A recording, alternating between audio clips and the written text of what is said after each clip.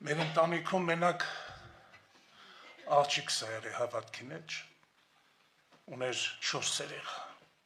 Գալիս ա մեր տուն, դրա հաջորդ տարը տղես ուզում ա իրան 4 երեխեքի հետ տան իրանց տուն, ճանապարհին դժբախտություն ա պատահում։ Անեցա ստացվում, որ մեկը դուրս ա գալի վստրեշնոյ 167 արագությունով, տղես չի կարացի փախցանի,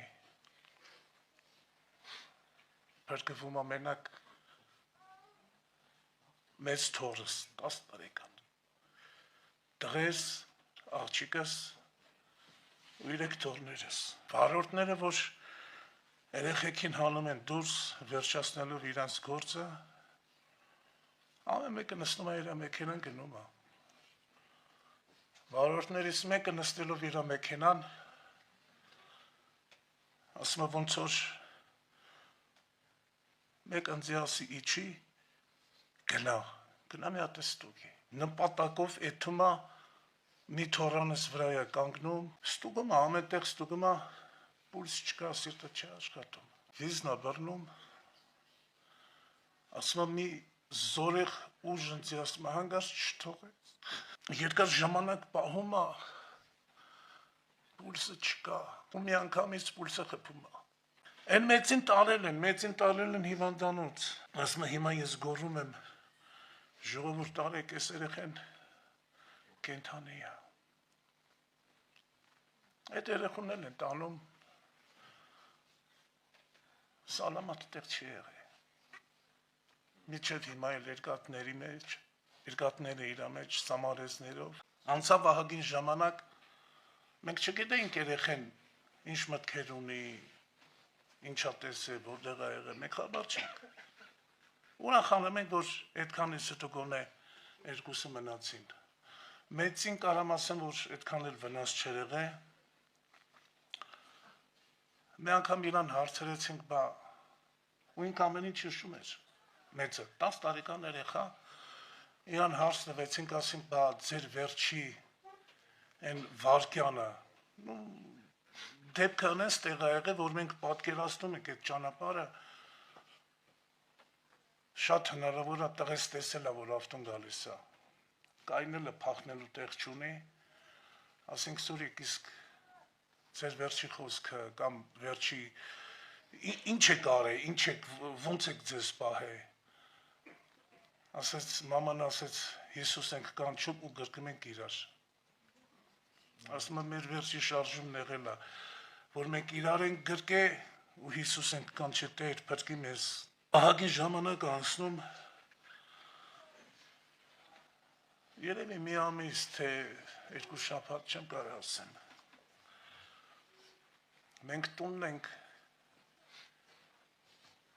տելևիզորով ցույց են տալիս մի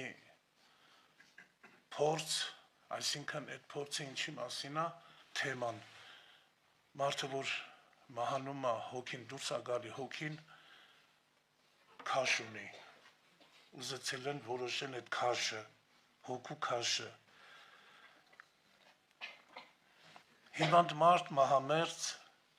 պետք է մահանա, դրել են կամպյուտերնի սեղան ա եղել, կամպյուտերնային գրաֆիկով ցույց են տալիս այդ մարդը մահանում է ու հոգին բարձրանում է երկինք,